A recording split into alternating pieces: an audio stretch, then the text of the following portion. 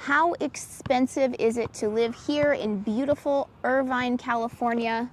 Let's get started on telling you what the rates are here compared to other places. But before we get started, we just want you to know that we can't tell you what your expenses are going to be every month. Every time we do a video like this, somebody complains that we're not telling them what their monthly expenses are going to be.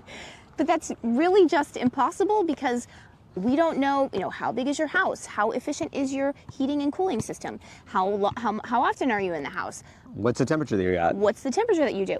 So all of these things, we don't know your lifestyle. All we can tell you is what it's like here compared to other areas in the county as well as the country. So that's what we're going to do now. So let's start with how Irvine compares in housing cost compared to the rest of the county. I mean, that's a small expense in everyone's life, right? Yeah, and as well as comparing it to the United States. So Irvine itself has become very popular over the years, Yes. and it has become either the third or fourth most expensive city in all of Orange County. Which is a very cheap county in itself.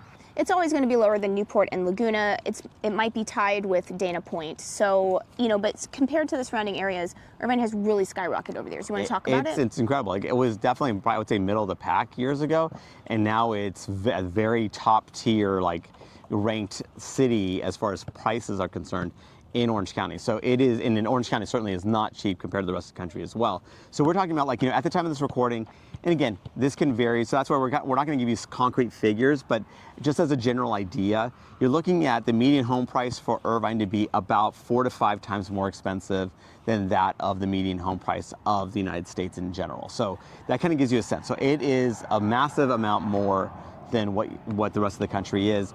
Now, you have to understand that when you're comparing Irvine, you're actually comparing some pretty expensive areas around the country and world where it's not necessarily overpriced compared to what you're getting. But as far as a general baseline of the country being its median price point, you're spending several multiples above that. And then compared to the county's median home price, how much of a premium is Irvine? I mean, about 75% more. So it's definitely, again, on the more expensive side. Again, it's the third or fourth highest priced city in Orange County itself. And again, that's pretty impressive for a city that's actually not on the coast. Yeah. It's not like a city that offers ample views either. So you could kind of see how back in the day, Yorba Linda was ranked really high. Not that it's not expensive now, but it's just less so than Irvine. But Yorba Linda, Anaheim Hills, these hill type, offering these panoramic views, they used to be more expensive than Irvine years back. But now Irvine, for a place that doesn't really offer views, now they do have some view homes, of course, but that'll come at a cost. That comes at a cost too. Yeah. But for the fact that it doesn't have a ton of view homes, it's just really expensive here. So before we continue, let's introduce ourselves. I'm Dezahd. And I'm Courtney Dezahd. And we're licensed realtors here in the state of California. And if you're watching this channel, you might be thinking, wow, Sean, I love Orange County. I love the blue skies. I love the beautiful weather. I can't wait to move here. Now, the problem is I'm not local. I may be out of state. I may be even out of the country. So I don't know what to do. And I totally get that. That's when you reach out to us so we can have that conversation and really find out specifically what you're looking for, and we can be your boots on the ground. And then, when we do find those interesting homes, we can do virtual tours of the homes as well as the neighborhoods to really give you a good idea of what's going on out here. So when you do come out here, your time is spent super efficiently. So what you want to do is you want to give us a call or shoot us a text. Yes, that number is a cell phone, so you can call us or text us, or you can use WhatsApp if you're outside the country. So what's interesting about Irvine is that even though it's a lot more expensive than some of the surrounding cities that are very similar to it, that's why you want to call Sean, because a lot of what you get out of Irvine, you can get in other cities for a much lower price. Well, I would say much lower, but definitely at your dollar goes further, right? So when we have this so when you reach out to me about when people do reach out and they're asking about Irvine, for sure, I'm listening to their conversation, finding out specifically, what is it that you're looking for? Where do you work potentially? Do you have kids? Where do you want them to go to school? What's important for you about that? Where do you have family in the area that you want to be fairly close to? All these little factors, and you go, okay, well, how does Irvine fit into that? And also not just Irvine, but how do some of the surrounding cities that offer a lot of what Irvine has to offer, how do they factor in? Because they might actually fit in better, depending, if you have to be in LA, Irvine actually may not be a good selection altogether because you're too far. You may be too far away if you have to go to LA consistently. But so we kind of have that conversation, and then your dollar may inevitably stretch actually a lot further in those cities. Okay, so now let's talk about tax burden. So California, the state of California, is one of the worst in the United States. We're tied with New Jersey for highest tax burden. I think we're the 5th worst state. So, and then in addition to that, sometimes, depending on where you are in Irvine, there might be Mello-Roos. Do you want to talk about what that is? Yeah, so Mello-Roos is an actual, so your property tax rate is about 1.1% of the assessed value of the home, right? And the assessed value is usually set at about the time of purchase. That's kind of like more or less what your assessed value is. Now that can fluctuate, of course, not as fast as the value of the home fluctuates, but the assessed value can fluctuate, but it's about 1.1%.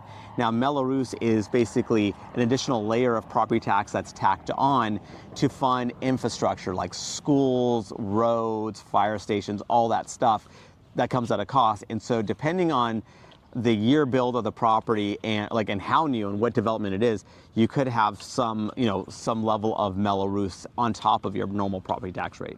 And then I did kind of mention about how the fluctuation of the assessed value and the home value isn't exactly in sync. And that's because what we have is this thing called Proposition 13, where basically it more or less locks in the assessed value at the time of purchase. So the most that the home assessed value can go up is about 2% per year. So that and again, even if the market has gone up 20%, which it has done several times, it only goes up about 2%. So that assessed value is a huge lag compared to what the value of the home is. And so you have these people that have owned these homes for decades.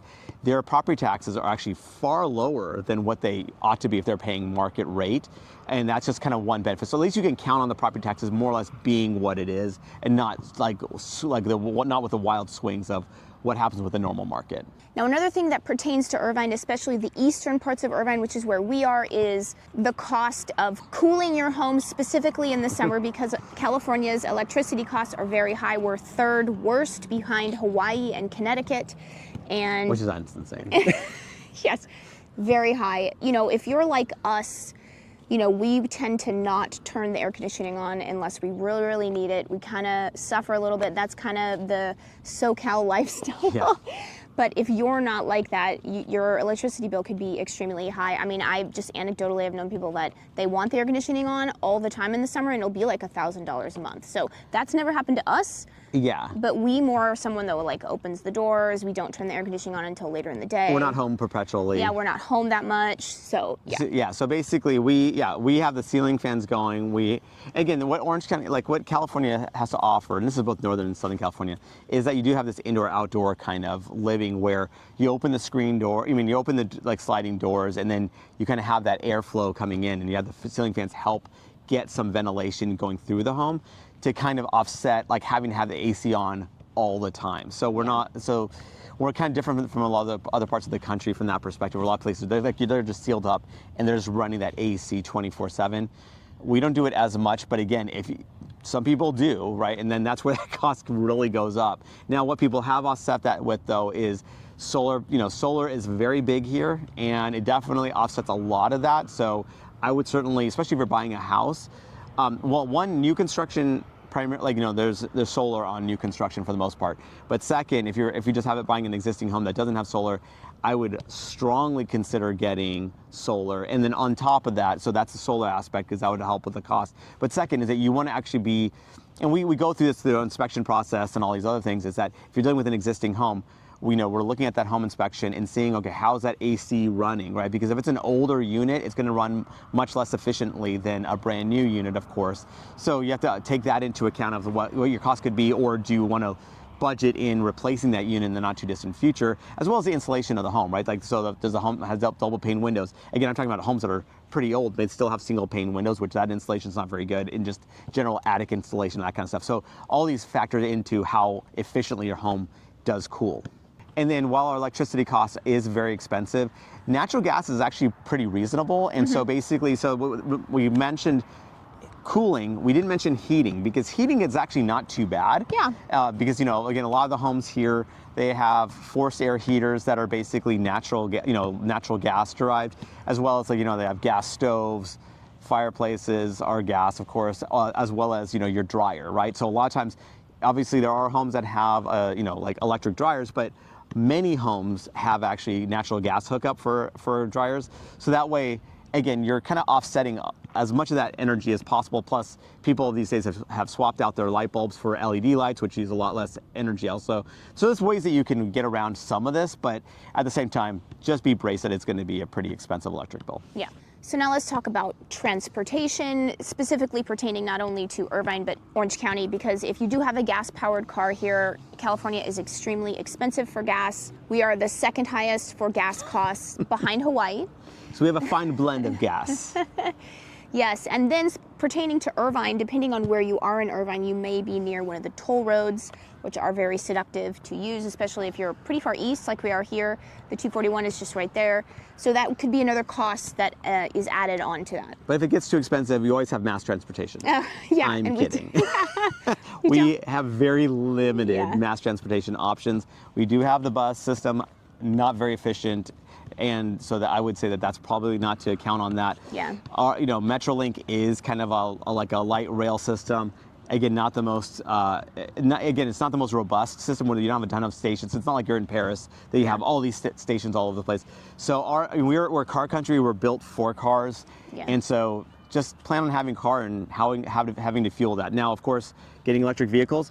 Irvine has a ton, and also what's nice is that these electric companies, they do tend to offer some incentive for you to be charging at off-peak hours. So effectively, we've actually fueled, quote unquote, fueled our car with electricity, and because we're charging at between midnight and 6 a.m. because that's kind of how the electric companies roll that way.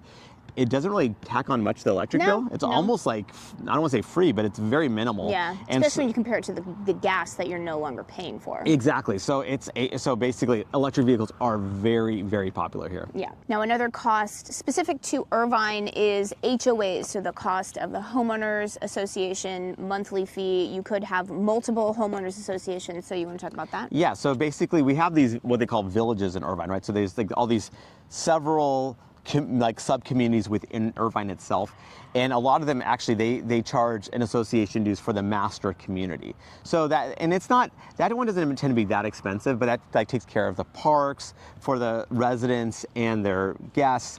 It takes care of, let's say, like the tennis courts, the basketball courts, the pools, the pickleball courts, like that kind of stuff.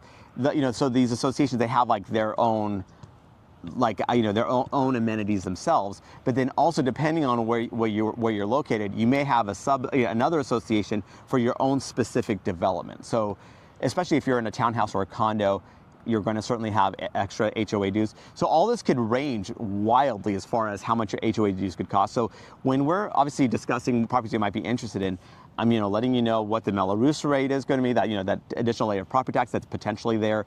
Also, I'm letting you know, okay, do you have one association? Do you have multiple associations? Do you have no association dues? Because there are little pockets in Irvine that actually have no association dues. So again, if you want to be in Irvine and have no HOAs, then obviously reach out to us as well, because some people go, I hate HOAs. This is my home.